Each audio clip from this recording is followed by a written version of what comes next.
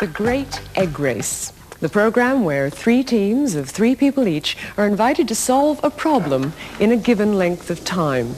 Now, waiting on court is this week's guest judge, Professor Michael French from Lancaster University. And nicely returning the serve there is our resident judge, Heinz Wolf, who's going to outline this week's problem. Our problem for this week is, in effect, to make a mechanical Michael. What the teams will be required to do is to make a machine which, when it's put on a full-sized badminton court, will automatically serve shuttlecocks in such a way that they will land in the legal area on the other side of the net. The machine will have to be initiated by a single triggering action on the part of the operator, so the teams will be allowed to recock the machine in between serves. Marks will be earned on the basis of the total number of legal serves achieved in 2 minutes. So additional marks can be earned by incorporating a shuttlecock magazine, which will feed them in between serves. It is clearly of prime importance to achieve good synchronization between the release of the shuttlecock and the impact with the racket. Teams, the service is yours. Actually, they're all looking a bit stunned at the moment. Do any of you play very much badminton, actually? Occasionally, yes. Occasionally, well, yes. That's fine. But younger. not playing at all may also well turn out to be an advantage in this particular case. Anyway, if you would all like to move now to your separate work areas and commence construction. Thank you.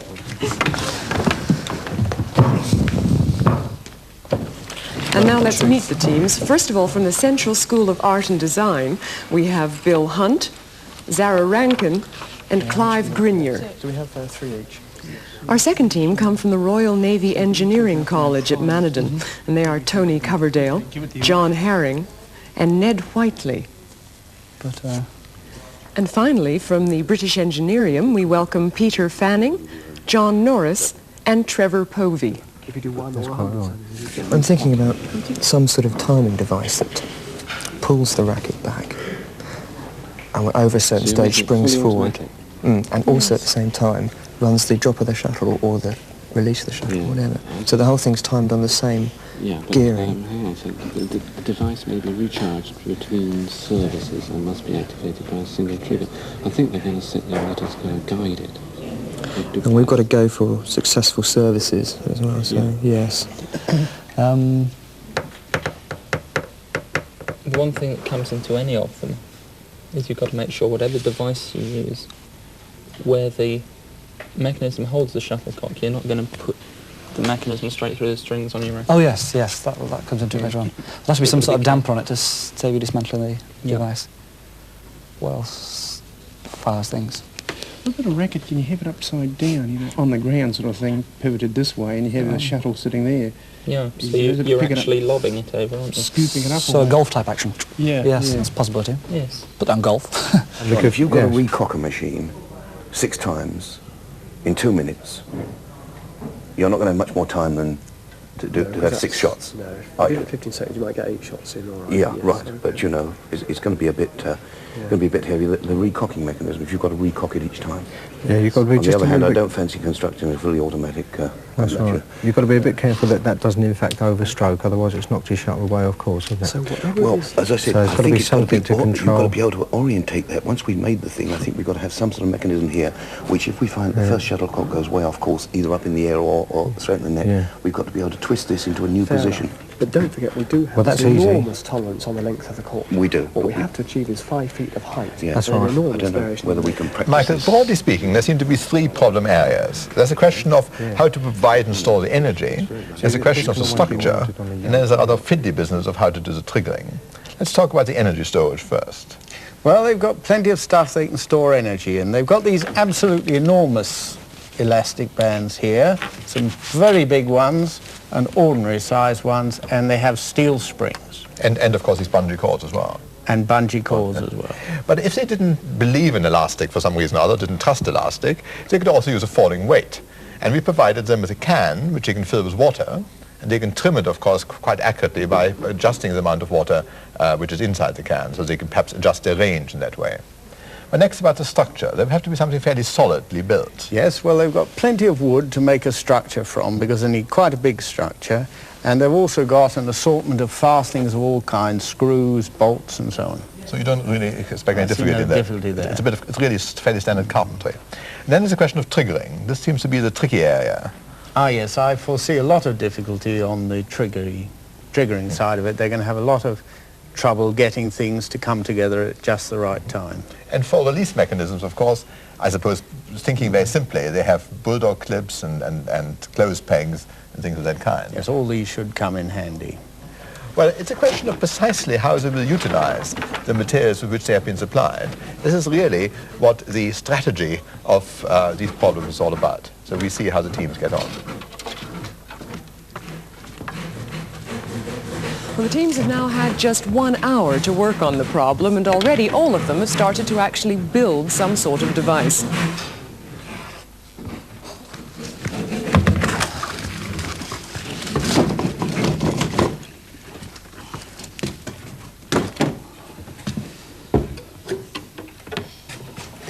In imminent danger of being slapped by your device. Can you just make it go round? I think it's really most impressive. Now, you're hoping that this fast-moving racket, supplied with a stream of shuttlecocks. Well, only for tests. This is a test rig for something. You see, we just want to see if we can get enough distance by using this propulsion system. But the merit which you believe there would be in a continuous rotating system is that you can have an enormous rate of fire. Indeed. We could just keep it going one after the other. But what we really want to do, if we could, is to put a stop on the shuttle hopper. So you trigger the stop on the and if it was out, then it would keep going round until you release the shuttle stop, which in turn would allow this to come round and release the shuttle for itself.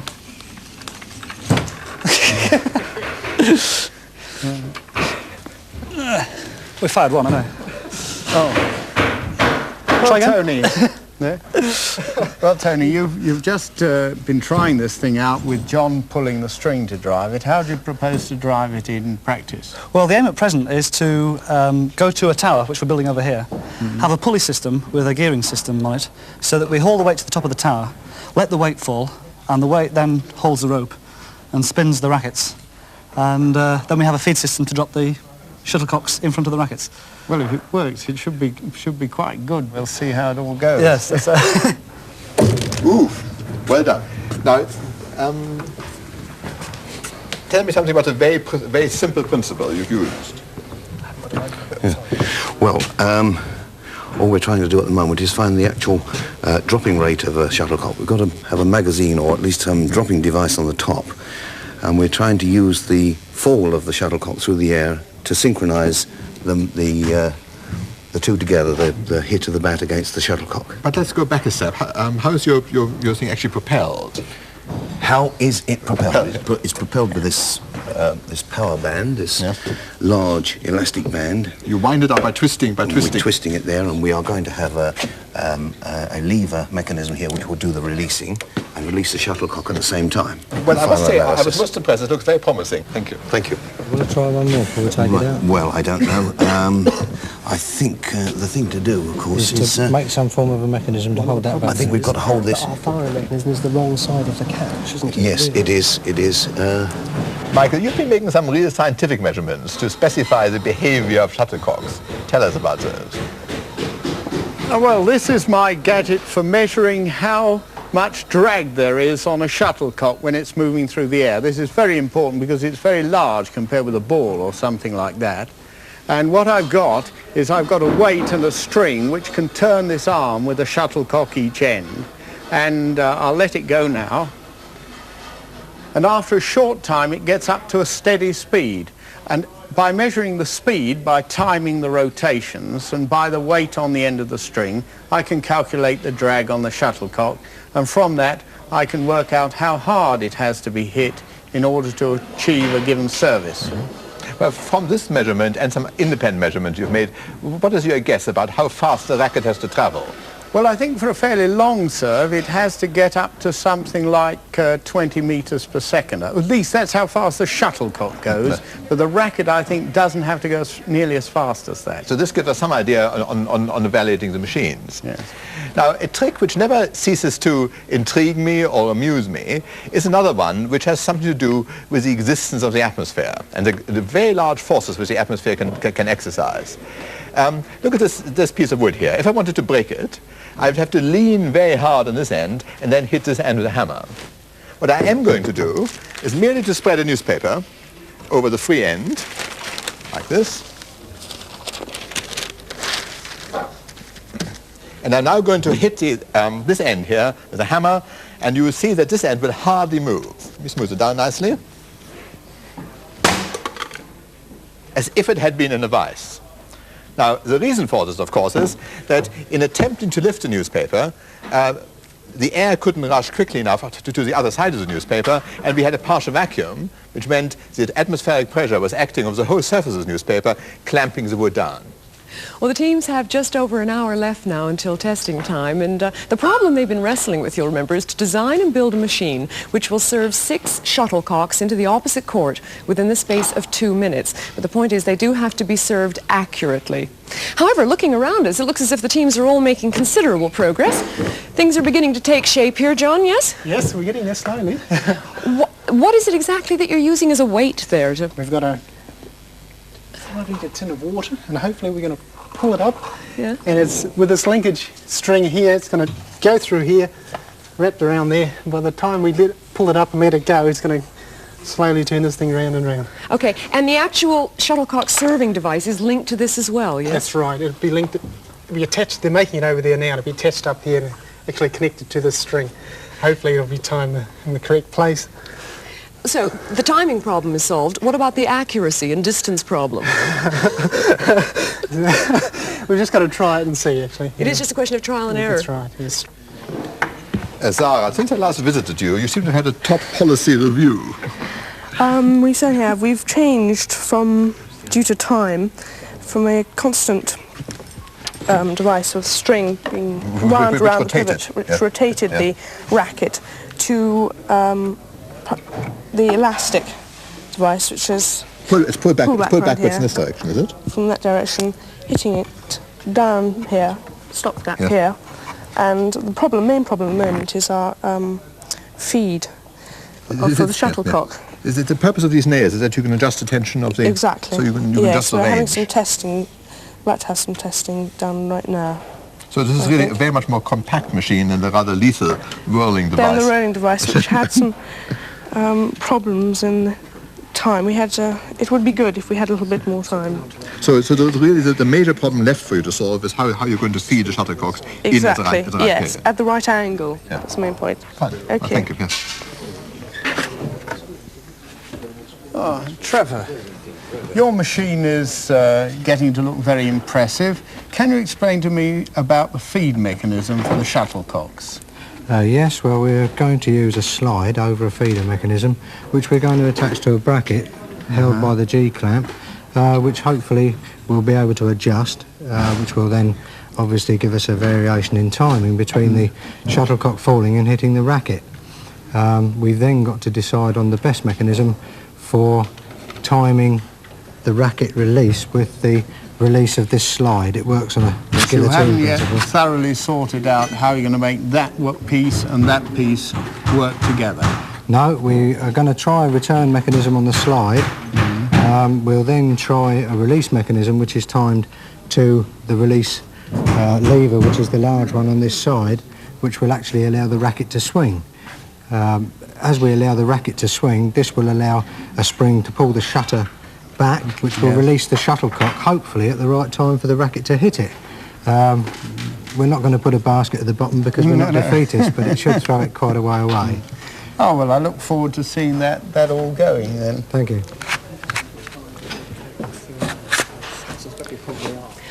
Well, there's only half an hour to go now before the judging is due to take place. But because it's a little bit difficult for the teams to practice their service within the confines of their work area, what we've decided to do is to give them the freedom of the court to do a little bit of further testing, and that's what's going on at the moment.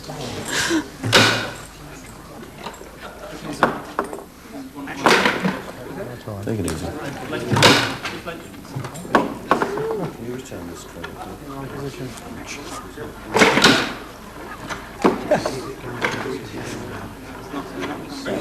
Lower down. Okay, go on, go on.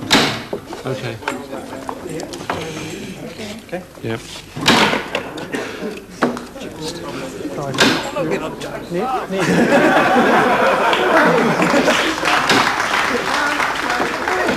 Well, practice time is now up, and the first team to actually be put to the test is going to be the team from the British Engineerium. But just before that happens, Heinz, perhaps you could explain how you're actually going to score this. The actual testing time is 2 minutes.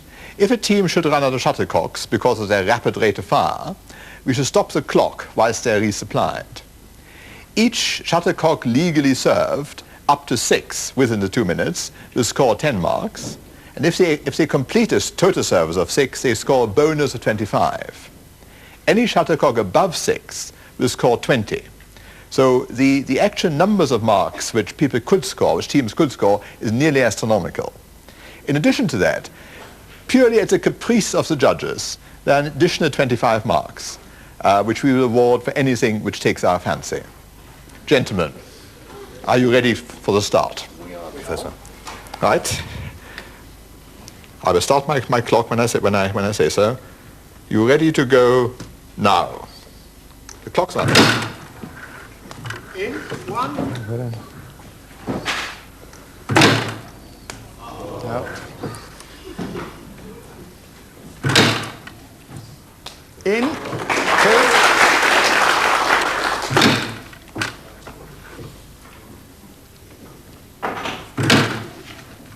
In, 3.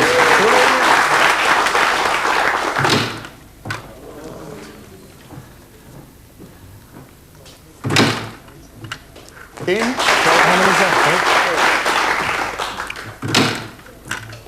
In. 5. Out of shuttlecocks. Yeah. Right. Clock stopped at 43.7 seconds.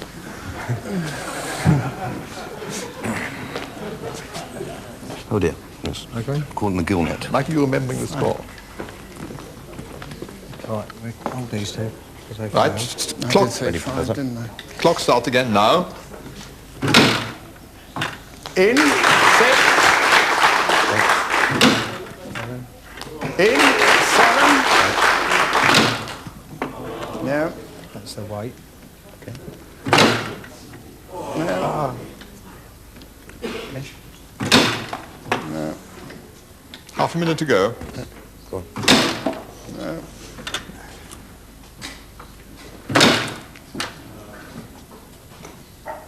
Okay.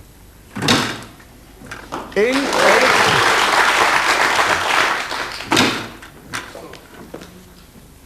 Okay. In, 9. In, 10.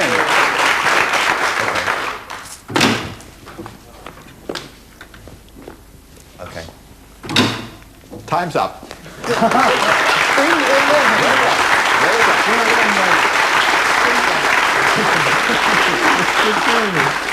How many shots is that, Michael? 11.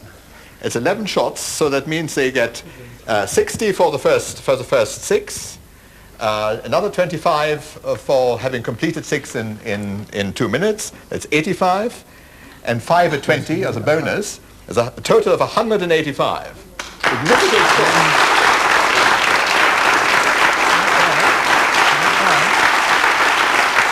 Well done. The next team on the serving line is the Central School of Art and Design, and once again, Heinz is going to start them off. Well, is your elastic tensed? Your machine primed? Ready? Ready, go.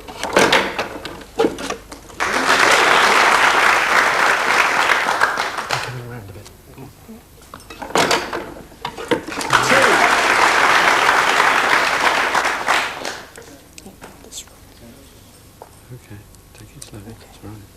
Don't panic. Right. Next.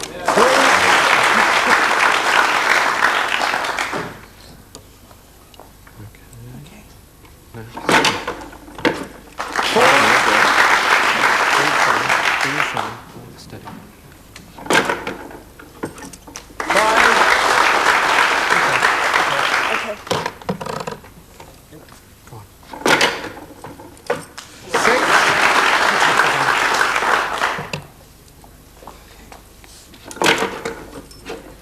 7.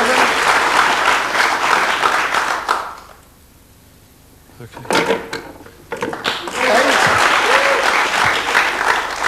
Okay, sorry. Like an automaton. 9.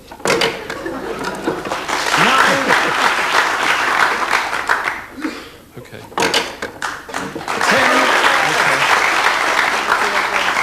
Okay, sorry. Right. 11. Okay, sorry. We're going off. Lock in. We can come out first. Okay. Yeah, that's fine. It's all right. All right. Okay. Lovely. 12. More straws. More straws. So, more shuttlecock after this. Last shuttlecock. Okay. 13. Clock stopped with 6.68 seconds to go. So you can collect 1 or 2 shuttlecocks.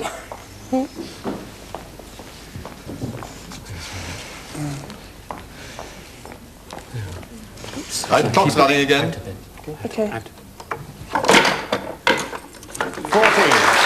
Time's up. 14.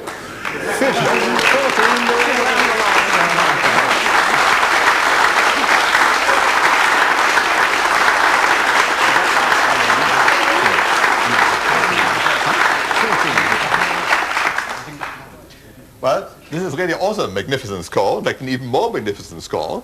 They have 14, which if I can do my mental arithmetic quickly, gives them 60 for the first 6, 25 for having exceeded 6 in the 2 minutes, that's 85, and another 8 at 20 each, which is another 160, which produces a total of 245.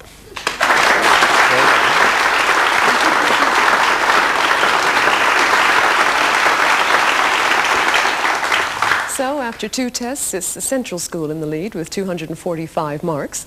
Let's see what the Navy can do against that. Well, gentlemen, can I just warn you before starting that in the event of your machine leaving the floor, we should deduct 5 marks. Are you ready to start? Yes. The clock is running now.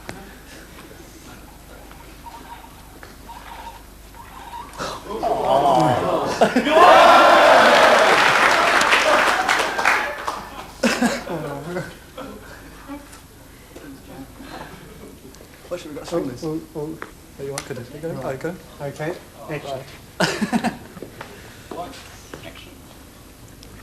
There you go, yeah. Oh, yeah. We need to move.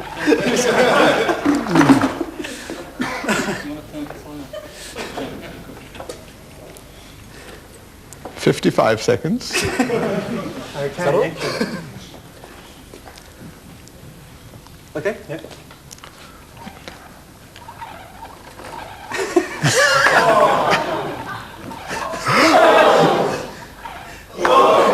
You need to move.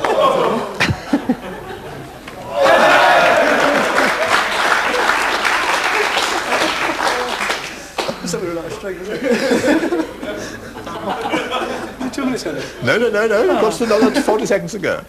Oh, we need to pick up these. 30 seconds to go. Oh, that's Should we wind him up again? In fact, as you're reloading, I'm going to stop the clock. You've got 20 seconds. The clock is stopped and 20 seconds to go. I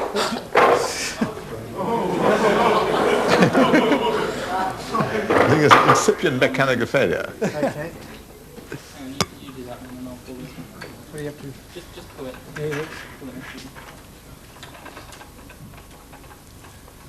Right, how about pulling on the rope to get the extra few revolutions? Just Do you follow need? rope? Just follow rope? Yeah, Two we is go. mechanical. Yeah. Okay, it's all yours. You we going? Right, I'll start the clock again now. Right.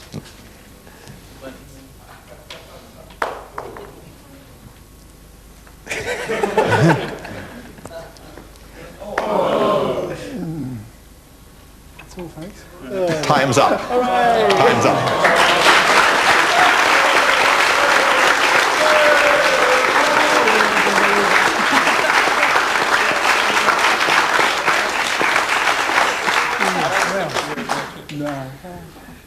In the sober opinion of the judges, not many shuttlecocks actually were batted over the net. So the score on that basis, I'm afraid, is 0.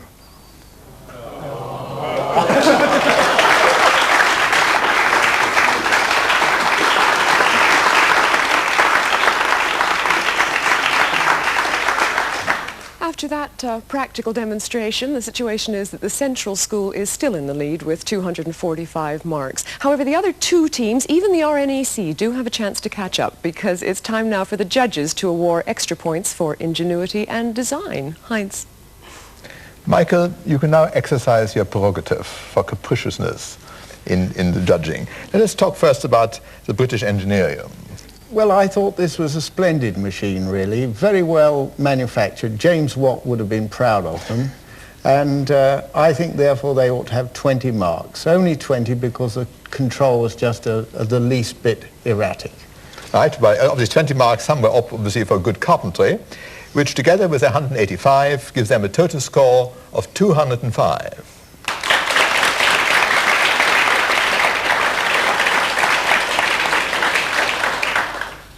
Next, let us consider the machine gun-like device of the Central School of Art and Design.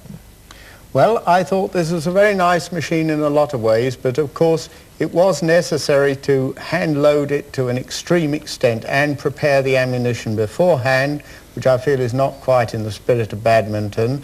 But so, although it had a magnificent performance as a device, I think it only warrants 10 marks. And this, together with the 245 which is scored on shuttlecocks, gives them a total of 255.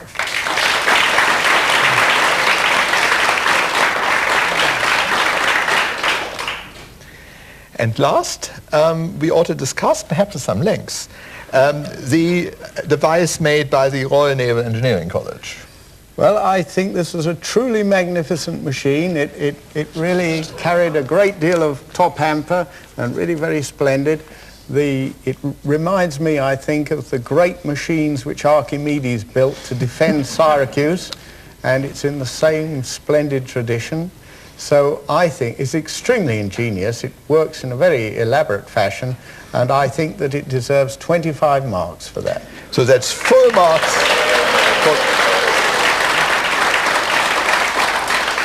That's full marks for design, atrocity, audacity, and this gives them a total of 25.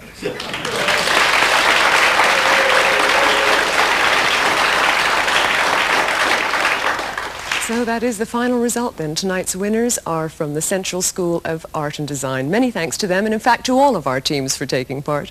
And of course to our judges, Heinz Wolf and Michael French. Now we'll be back again next week with a brand new problem and 3 new teams to try and solve it. So we'll see you then. Till then, good night.